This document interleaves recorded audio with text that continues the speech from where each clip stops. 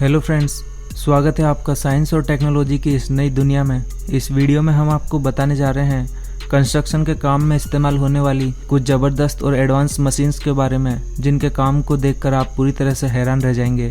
तो चलिए बिना किसी देरी के वीडियो शुरू करते हैं। ये है मैक्स रिपर। ये एक काफ़ी एडवांस मशीन है। इसका इस्तेमाल दीवारों में इलेक्ट्रिसिटी वायर्स को डालने के लिए किया जाता है।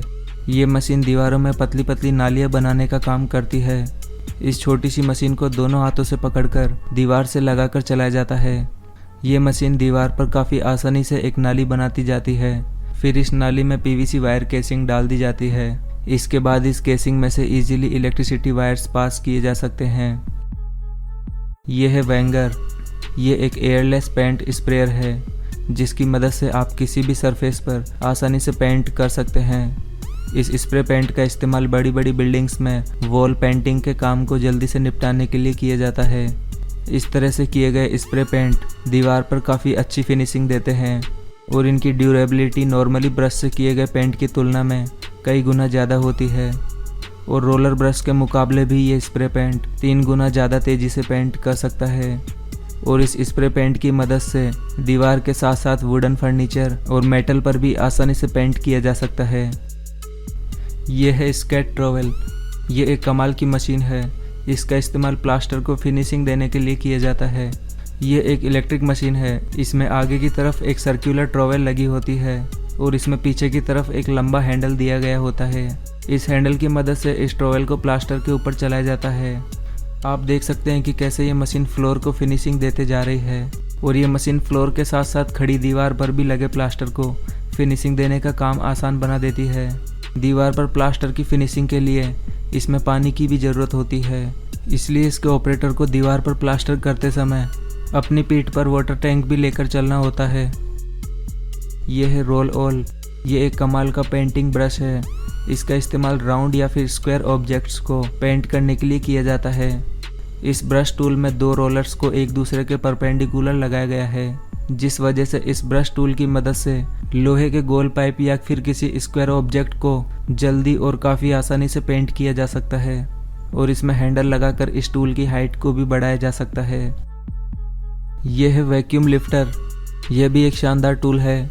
इसका इस्तेमाल टाइल्स और कंक्रीट स्लैब्स को उठाने के लिए किया जाता है। यह एक इलेक्ट्रिक डिवाइस है और इसमें लिथियम आयन बैटरी का इस्तेमाल किया गया है, जिस वजह से इसे फिर से चार्ज भी किया जा सकता है। इस वैक्यूम लिफ्टर को इस्तेमाल के लिए इसके हैंडल के ऊपर लगा एक बटन दबाते ही ये स्लैब के ऊपर इजीली चिपक जाता है और फिर उस स्लैब को काफ़ी आसानी से उठाकर ज़मीन पर बिछाया जा सकता है। यह वैक्यूम लिफ्टर 120 किलो तक का वेट आसानी से उठा सकता है और इसमें एक हैंडल अटैचमेंट भी मिल जाता है, जिसकी मदद से बड़ी बड़ी स्लैब्स को 2 वर्कर्स के जरिए इजीली उठाया जा सकता है। इस छोटे से वैक्यूम लिफ्टर के इस्तेमाल से फ्लोर पर टाइल्स को जमाना काफ़ी आसान हो गया है। यह है स्किल मास्टर। ये एक छोटी सी पर एक काफ़ी एडवांस मशीन है, जो कि दीवार पर लगी टाइल्स को इजीली हटाने का काम करती है।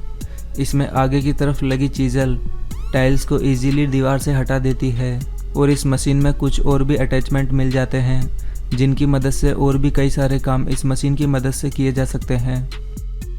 यह है टेलीस्कोपिक लैडर।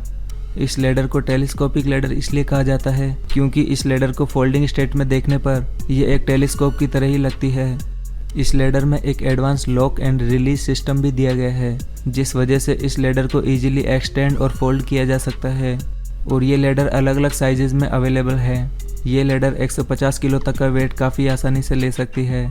इस लैडर को फोल्ड करके साथ में कैरी करना काफ़ी आसान है और इसे आप अपनी ज़रूरत के हिसाब से कम या ज़्यादा भी एक्सटेंड कर सकते हैं। ये है DBC-16H।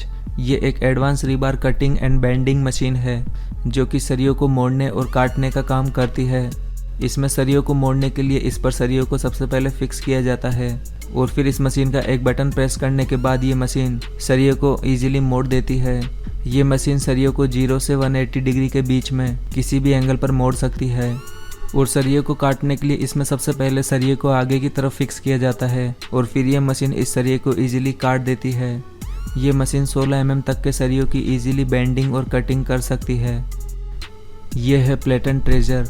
ये एक काफ़ी एडवांस टूल है। इसके इस्तेमाल से किसी भी तरह के पैनल को इजीली उठाया जा सकता है। ये एक काफ़ी छोटा सा टूल है जिसमें पीछे की तरफ एक हैंडल लगा है और इसमें आगे की तरफ मजबूत ग्रिप के लिए रबर का इस्तेमाल किया गया है।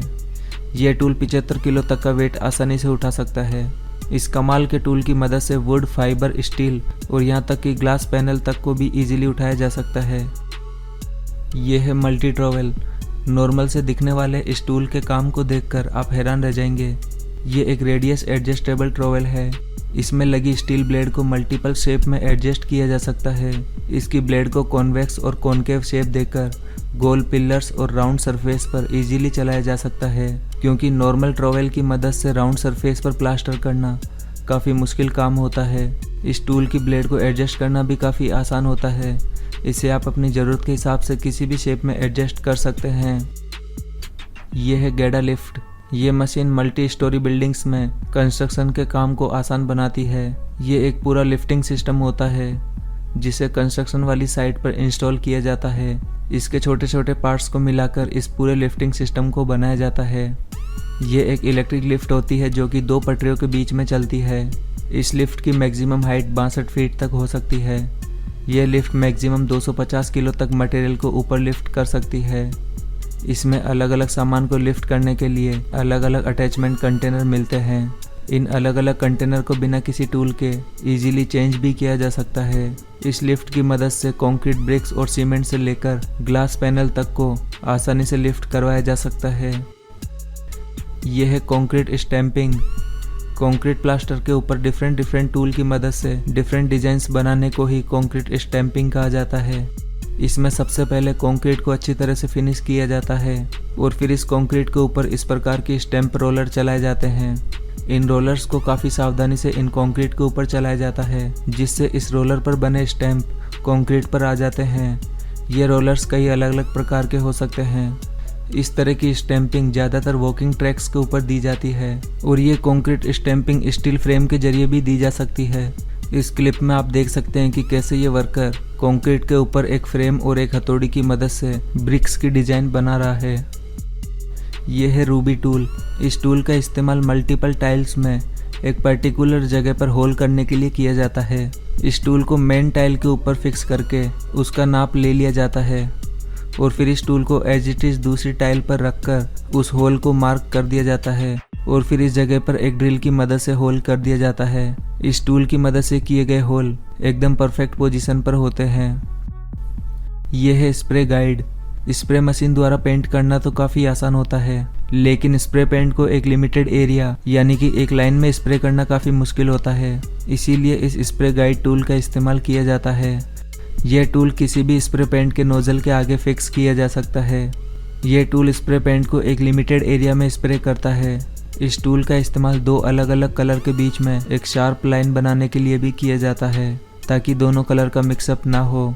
और इस टूल का इस्तेमाल खिड़की और दरवाजों को स्प्रे पेंट से बचाने के लिए भी किया जाता है, ताकि स्प्रे पेंट को इन पर लगने से बचाया जा सके। यह है स्ट्रिपिंग वॉलपेपर। इस कमाल की मशीन की मदद से दीवारों पर लगे पुराने पेंट को हटाने का काम किया जाता है। इस मशीन के इस्तेमाल के लिए सबसे पहले इसमें एक स्पेशल डेस्क लगाकर दीवार को कुरेदा जाता है और फिर इन कुरेदी गई दीवारों को वाटर स्प्रे की मदद से गीला किया जाता है। और फिर जब ये दीवारें अच्छी तरह से गीली हो जाती है तो बाद में इस मशीन में शेविंग ब्लेड लगाकर इस मशीन को दीवारों पर चलाया जाता है, जिससे दीवारों का पेंट इजीली हट जाता है। इस मशीन की मदद से दीवारों पर लगा पेंट पपड़ी बनकर उखड़ते जाता है। यह है कोर ईजी। ये एक काफ़ी पावरफुल ड्रिलिंग मशीन है। इसका इस्तेमाल दीवारों में बड़े बड़े होल बनाने के लिए किया जाता है। ये मशीन कंक्रीट की दीवार में इजीली होल कर सकती है और ये मशीन दीवार के बीच में लगे लोहे के सरियों को भी आसानी से काटती जाती है। इस मशीन के इस्तेमाल के लिए सबसे पहले दीवार में एक छोटी सी ड्रिल के जरिए एक होल किया जाता है।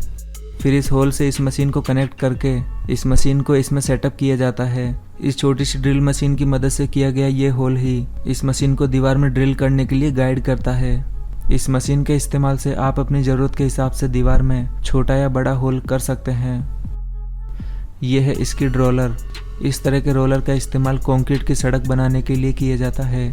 इस रोलर को ज़मीन पर पड़े प्लास्टर के ऊपर चलाया जाता है। इस रोलर में एक इलेक्ट्रिक मोटर लगी होती है, जिस वजह से ये रोलर काफ़ी तेज़ी से रोटेट होते रहता है।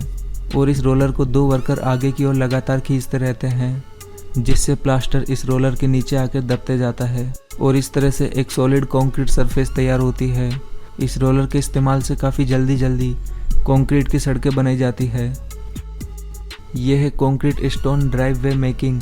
इस टेक्निक में कंक्रीट की मदद से ज़मीन में नेचुरल स्टोन की तरह दिखने वाले पत्थरों की डिज़ाइन बनाई जाती है। ये कंक्रीट स्टोन देखने में एकदम ज़मीन पर पड़े नेचुरल पत्थर की तरह नज़र आते हैं।